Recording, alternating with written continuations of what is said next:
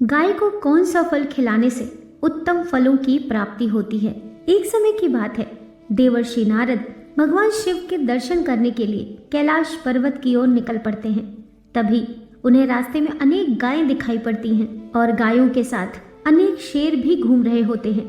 दो विपरीत पशुओं को एक साथ देखकर उन्हें बड़ा विस्मय हुआ। तभी उन्हें एक मनुष्य दिखाई पड़ता है जो गायों के साथ खड़ा है और उन्हें भोजन करा रहा है। देवर्षि नारद उस मनुष्य के पास जाते हैं और पूछने लगते हैं, हे विप्र, ये कौन सा प्रदेश है? ये स्थान बड़ा ही विचित्र दिखाई पड़ रहा है। गाय और शेर एक साथ घूम रहे हैं, दोनों को एक दूसरे का भय नहीं है। तभी मनुष्य कहता है, हे मुनिवर, ये कैलाश पर्वत है। यहाँ पर भगवान शिव की बड़ी माया फैली हुई है, इसी कारण से यहाँ पर कोई हिंसा नहीं करता है। शिव की माया से ही इस दुर्गम प्रदेश में सभी पशुओं को उत्तम भोजन की प्राप्ति हो रही है। ये बात सुनकर देवर्षि नारद भगवान शिव से मिलने के लिए उनके स्थान पर जाते हैं। देवर्षि नारद को देखकर भगवान शिव कहते हैं, आइए देवर्षि, कैलाश में आपका स्वागत है। आज किस प्रयोजन से कैलाश पर आपका आगमन हुआ है? देवर्षि कहते हैं, हे भोलेनाथ, मन में आपके दर्शन करने की इच्छा हुई तो चला आया। आपके दर्शन करने मात्र से ही सभी कष्ट समाप्त होते हैं। प्रभु भगवान शिव कहते हैं, हे देवर्षि, फिर भी आपके मन में कोई ना कोई शंका तो अवश्य होगी, इसीलिए निसंकोच होकर पूछिए। देवर्षि कहते हैं, हे भोलेनाथ, आप तो सबको जानते हैं, फिर भी पूछ रहे हैं। यदि दास को आज्ञा दे तो पूछने की चेष्टा करता हूँ। हे भोलेनाथ, आप तो पशुपति नाथ हैं, इसलिए आप समस्त प्राणियों के रहस्य जानते हैं। आज मैं आपके पास गौ माता के महात्म्य को सुनने के लिए आया हूँ। गौ माता को सबसे अधिक प्रिय चीज कौन सी है तथा उन्हें कौन सी वस्तु खिलाने से मनुष्य के दुख दूर होते हैं? भगवान शिव कहने लगते हैं, हे देवर्षि, आपने समस्त मानव जाति के कल्याण हेतु उत्तम प्रश्न किया है। इस प्रश्न का उत्तर देने से पूर्व मैं आपको इससे जुड़ी एक प्राचीन कथा सुनाता हूँ। इस प्राचीन कथा के माध्यम से आपकी सभी शंकाओं का समाधान हो जाएगा। देवर्षि कहते हैं, हे भोलेनाथ, आपके मुख से इस कथा को सुनना मेरा परम सौभाग्य है। कृपया आप इस कथा को अवश्य कहिए, मैं इसे ध्यानपूर्वक सुनूंगा। फिर भगवान शिव नारद जी को कथा सुनाने लगते हैं। हे देवर्षि, पूर्व काल की बात है, पृथ्वी लोक पर एक अत्यंत दुर्गम मरुस्थल है। उस मरु प्रदेश में कोई भी मनुष्य प्राणी जीवित नहीं रह सकता। वह प्रदेश प्राणियों के लिए भय उत्पन्न करने वाला तथा अत्यंत दुष्कर है। वहाँ पर कोई भी मनुष्य प्राणी निवास नहीं कर सकता। उस स्थान पर केवल प्रेतों का ही वास रहता है। वहाँ की भूमि तपी हुई गर्म बालू से भरी रहती है। उस स्थान पर बड़े बड़े सर्प निवास करते हैं जो अत्यंत दुष्ट और भयंकर हैं। उस मरु प्रदेश में सूखे हुए और थोड़ी छाया वाले वृक्ष ही उगते हैं। शमी, खेर, पलाश, करील, पीलू आदि प्रकार के वृक्ष ही उस स्थान पर रहते हैं। कांटों से भरे हुए ये वृक्ष अत्यंत भयंकर दिखाई पड़ते हैं। उन पर कोई फल नहीं उगते हैं, इसी कारण से कोई प्राणी वहां पर जीवित नहीं रह पाते। उस स्थान पर केवल पाप करने वाले प्रेत और पिशाच ही निवास करते हैं। यमराज के द्वारा कष्ट भोगने के लिए उस स्थान पर उन्हें छोड़ा जाता है। भूख और प्यास से व्याकुल होकर वे प्रेत उस निर्जन स्थान पर भटकते रहते हैं। उस मरुस्थल में बहुत थोड़ी वर्षा होती है। पीने के लिए कहीं पर भी जलाशय नहीं होता है। भूमि पर जो जल गिरता है वह भी तुरंत ही अदृश्य हो जाता है। फिर एक दिन एक बनिया अपने साथियों के साथ उस निर्जन स्थान की ओर चलने लगता है। फिर दुर्भाग्यवश होकर वह अपने साथियों से बिछड़कर उस निर्जन स्थान पर पहुंच जाता है। उस मरुस्थल में वह इधर उधर भटकने लगता है और अपने साथियों को खोजने लगता है। बहुत देर तक इधर उधर भटकने के पश्चात उसके मन में भ्रम होने लगता है। अधिक समय तक चलने के कारण वह भूख और प्यास से पीड़ित हो जाता है। उसे अपनी प्यास बुझाने के लिए कहीं पर भी जल दिखाई नहीं पड़ता है। फिर एक स्थान पर खड़ा होकर वह चारों ओर देखकर सोचने लगता है, किस दिशा में गांव है, किस दिशा में जल है, मैं कहाँ जाऊं? लगता है अब इसी स्थान पर मेरी मृत्यु हो जाएगी। इतना सोचकर वह भगवान विष्णु की आराधना करने लगता है। फिर उसी समय उसे कुछ प्रेत दिखाई पड़ते हैं जो उसी की तरफ आ रहे होते हैं। उन प्रेतों के भयंकर रूप को देखकर वह बनिया भयभीत हो जाता है। वे सभी प्रेत भयंकर आवाज करते हुए उसकी तरफ ही आने लगते हैं। उस स्थान पर छिपने के लिए कोई भी स्थान नहीं होता है और उसके शरीर में बल न होने के कारण वह भाग भी नहीं पाता है। इसीलिए चुपचाप उसी स्थान पर खड़ा होकर भगवान से प्रार्थना करने लगता है। फिर वह भयंकर प्रेत उस बनिए के निकट आते हैं और उसे दुर्बल जानकर उसके पास आकर इस प्रकार से कहने लगते हैं, हे मनुष्य, इस भयंकर मरुस्थल में किस कारण से तुम्हारा आगमन हुआ है? लगता है तुम अपने साथियों से बिछड़कर इस वन में भटक रहे हो।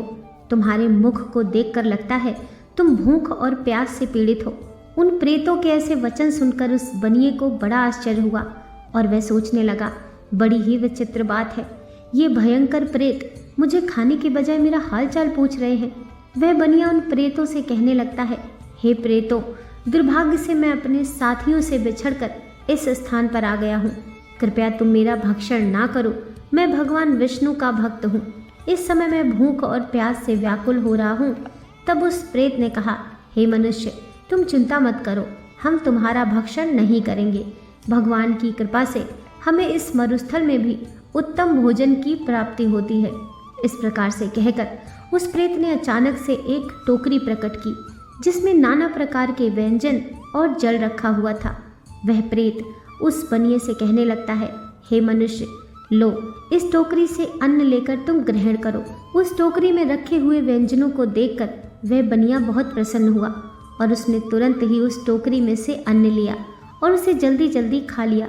उस अन्न को खाकर बनिए की भूख शांत हुई और वह संताप से रहित हो गया और उस प्रेत को प्रणाम करते हुए कहने लगा, हे प्रेतों, तुम्हारा धन्यवाद है, आज तुमने मेरी भूख और प्यास मिटाई है। फिर उस प्रेत ने अन्य प्रेतों को भी भोजन करने के लिए कहा। सभी प्रेतों ने उस टोकरी में बचा हुआ भोजन भी खा लिया। फिर वह टोकरी अचानक से अदृश्य हो गई। इस विचित्र घटना को देखकर उस बनिया को बड़ा आश्चर्य हुआ। तब उस बनिए ने उस प्रेत राज से कहा, हे भाई, इस वन में मुझे ये बड़े आश्चर्य की बात प्रतीत हो रही है। इस वन में ना फल के पेड़ हैं, ना नदी है और ना सरोवर है, फिर भी तुम्हें इतना सुंदर और स्वादिष्ट भोजन कहाँ से प्राप्त होता है? तुम कौन हो और इस वन में किस कारण से तुम लोग भटक रहे हो? कृपया मुझे विस्तार से तुम्हारा सारा वृतांत सुनाओ। फिर वह प्रेत कहने लगा, हे मनुष्य, मैं तुम्हें मेरे पूर्व जन्म के बारे में बताता हूँ, इसीलिए तुम ध्यानपूर्वक सुनो। पूर्व जन्म में मैं मध्य प्रदेश में रहता था। मैं बहुत ही धनवान सेठ था। मेरे पास किसी चीज़ की कोई कमी नहीं थी। मैंने व्यापार करके बहुत सारा धन इकट्ठा किया था, किंतु उस नगर में मेरे जितना दुरात्मा दूसरा कोई नहीं था। मैंने दूसरों को लूटकर सूत लेकर धन अर्जित किया था। मैंने अनेक लोगों के साथ छल किया था। मैंने कभी भगवान की पूजा नहीं की, कभी दूसरों को दान नहीं दिया। इस समय में मेरे एक गुणवान ब्राह्मण मित्र थे जो सदैव मेरे हित की बात किया करते थे। उन्होंने मुझे कई प्रकार का महत्वपूर्ण ज्ञान दिया था। धन की रक्षा के लिए उन्होंने अनेक उपाय भी बताए। फिर एक दिन मैं उनके साथ तापी नदी के तट पर गया। उस स्थान पर मैंने उनके साथ उस नदी में स्नान किया। वहाँ पर एक प्राचीन आश्रम था जहाँ पर अनेक गायें बंधी हुई थीं। अपने मित्र की बात मानकर मैंने उन गायों को एक टोकरी भर केले के फल खिलाए और फिर लौटकर अपने घर चला आया। कुछ समय के पश्चात देवयोग से मेरी मृत्यु हो गई। मृत्यु के बाद मुझे यम के 2 दूत लेने आ गए और वे मुझे पकड़कर यमराज के पास ले गए। यमराज ने चित्रगुप्त से मेरा लेखा जोखा देखने के लिए कहा। फिर चित्रगुप्त ने मेरा लेखा जोखा निकाला और कहने लगे, हे धर्मराज, ये दुरात्मा तो नास्तिक है। इसने कभी ईश्वर की पूजा नहीं की, इसने कभी दान धर्म नहीं किया, किंतु इसने केवल एक ही पुण्य का कार्य किया है। इसने गायों को केले के फल खिलाए हैं, बस इतना ही इसका पुण्य है। चित्रगुप्त की बात सुनकर यमराज ने अपने दूतों को आदेश देकर मुझे प्रेत बनाकर इस दुर्गम प्रदेश में डालने के लिए कहा। नास्तिक और दुरात्मा लोगों को प्रेत बनाकर दुर्गम प्रदेश में डाल दिया जाता है, किंतु मेरे द्वारा केवल एक ही पुण्य का काम हुआ था। मैंने गाय को टोकरी भर केले का फल खिलाया था। इसी पुण्य के कारण से मुझे इस भयंकर दुर्गम स्थान में भी एक टोकरी भरकर स्वादिष्ट भोजन प्राप्त होता है। प्रेतों को ऐसा भोजन नहीं मिलता है। प्रेतों का भोजन अत्यंत घृणित और दुर्गंधि युक्त होता है, किंतु मेरे पुण्य के कारण यहाँ पर निवास करने वाले प्रेतों को भी उत्तम भोजन की प्राप्ति होती है। इसी कारण से इन्होंने मुझे अपना प्रधान बना लिया है। यहाँ पर निवास करने वाले सभी प्रेत दुरात्मा हैं। इन्होंने अनेक पाप किए हैं, देवालय से धन की चोरी की है, पराई स्त्रियों से संबंध बनाए हैं तथा स्वामी के साथ द्रोह किया है। इसी पाप के कारण ये सभी प्रेत बने हैं। भगवान विष्णु परमात्मा है और आप भगवान विष्णु के परम भक्त दिखाई पड़ते हैं, इसलिए आपके इस स्थान पर आने से मेरी मुक्ति हो जाएगी और मुझे उत्तम गति प्राप्त होगी। परंतु मेरे बगैर ये सभी प्रेत इस मरुस्थल में कष्ट भोगेंगे, इसलिए आप मुझ पर कृपा करके मेरे इन सभी प्रेत मित्रों की मुक्ति के लिए उपाय कीजिए। मैंने हिमालय पर्वत की एक गुफा में खजाना छुपाया है, आप उस खजाने को प्राप्त करके इन प्रेतों की मुक्ति के लिए इनका श्राद्ध तथा तर्पण आदि कार्य करो। इतना कहकर वह प्रेत अदृश्य हो जाता है और उसे मुक्ति मिल जाती है। फिर वह बनिया हिमालय पर गया और उसने वहाँ पर उस प्रेत के द्वारा बताया गया खजाना प्राप्त किया और फिर वह गया तीर्थ में प्रेतों की मुक्ति के लिए श्राद्ध करने के लिए चला गया। वहाँ पहुंचकर उस बनिए ने उन प्रेतों के लिए श्राद्ध करना आरंभ किया। जिस दिन वह जिस प्रेत का श्राद्ध करता, वह प्रेत रात को उसके सपने में आकर उसे दर्शन देता और कहता, हे मनुष्य, तुम्हारी कृपा से मैं परम गति को प्राप्त हो रहा हूँ, तुम्हारा धन्यवाद है। इस प्रकार से अनेक दिनों तक उस बनिए ने वहाँ पर सभी प्रेतों के लिए श्राद्ध किया और सभी प्रेतों ने एक एक करके उसके सपने में आकर उसे दर्शन दिए और सभी प्रेतों को मुक्ति प्राप्त हुई। फिर वह बनिया अपने घर पर लौट आया और भगवान विष्णु की भक्ति करने लगा। तदनंतर दीर्घ काल के बाद उस बनिए की मृत्यु हुई और वह भी परम दुर्लभ धाम बैकुंठ को चला गया। महादेव कहते हैं, हे देवर्षि, इस प्रकार से मैंने आपको गाय को केले का फल खिलाने का महत्व सुना दिया है। जो मनुष्य नित्य गाय की सेवा करता है, उसे केले का फल खिलाता है, उसे उत्तम गति की प्राप्ति होती है। गायों के 6 अंग गोबर, मूत्र, दुग्ध, दधि और घृत ये अत्यंत पवित्र और शुद्धि के साधन भी हैं। गोबर से बिल्व वृक्ष उत्पन्न हुआ, जिसमें मेरा ही वास होता है। गोबर से ही कमल के बीज उत्पन्न हुए हैं। गौमूत्र से गुग्गुल की उत्पत्ति हुई है, जो देखने में प्रिय और सुगंधि युक्त है, जो सभी देवों का आहार है। संसार में मूलभूत गौ दुग्ध से उत्पन्न है। सभी मांगलिक पदार्थ दही से उत्पन्न है। घी से अमृत उत्पन्न होता है, जो देवों की तृप्ति का साधन है। गाय से ही यज्ञ प्रवृत्त होता है। गौ माता के शरीर में 33 कोटि देवी देवताओं का निवास होता है। गाय एक अत्यंत पवित्र, निर्मल, शांत, निष्पाप जीव है। अथर्व वेद में इस संसार का पालन पोषण करने वाली कामधेनु माता कहा गया है। इसके दर्शन मात्र से मनुष्य के हजारों पाप नष्ट हो जाते हैं। इसलिए कभी इस निष्पाप गौ माता पर अत्याचार नहीं करना चाहिए। गाय को कभी मारना नहीं चाहिए और कभी भी उन्हें कष्ट नहीं देना चाहिए। गाय को मारना शास्त्रों में सबसे बड़ा पाप माना गया है। जो मनुष्य गाय को निस्वार्थ भाव से सेवा करेगा, वह सुख समृद्धि प्राप्त करेगा। जो स्त्री रसोई में बनी पहली रोटी गौ माता को खिलाएगी, वह सदा सुहागन और सौभाग्यशाली रहेगी। जो लोग अपने घर में गाय से प्राप्त पंचगव्य को घर में रखेगा, उसके घर में कभी दुख दरिद्रता नहीं आएगी। जो व्यक्ति प्रतिदिन किसी न किसी तरह से गौ माता की सेवा करता है, वह सबसे अधिक पुण्यवान बन जाता है। शास्त्रों में गौ माता को माँ लक्ष्मी का रूप माना गया है, इसीलिए उनकी पूजा करने से दरिद्रता दूर होती है। प्राचीन काल से ही गौ माता की सेवा और संरक्षण करने की परंपरा चली आ रही है। कई ऋषि मुनि अपनी कुटिया में गायों का पालन करते थे तथा राजा महाराजा गायों का दान करते थे।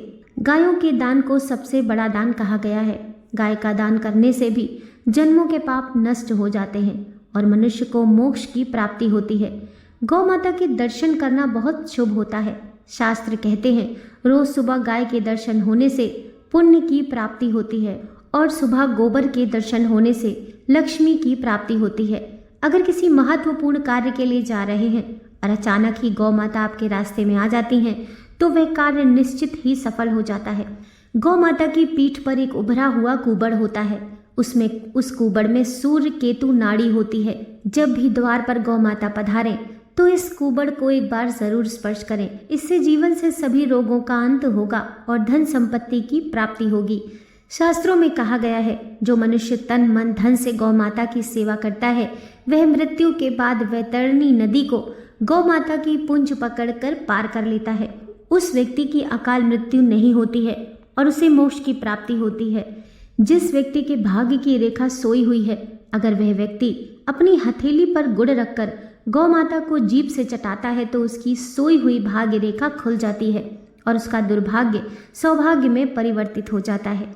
इस प्रकार से महादेव ने देवर्षि नारद जी को गाय को फल खिलाने का महत्व सुना दिया। फिर देवर्षि भगवान शिव को बारंबार प्रणाम करने लगते हैं और उनका धन्यवाद देते हुए कहते हैं, हे भोलेनाथ, आपने गाय की सेवा का महत्व सुनाकर मुझ पर बड़ा उपकार किया है। मैं इस कथा का तीनों लोकों में प्रचार करूंगा। इतना कहकर देवर्षि चले जाते हैं।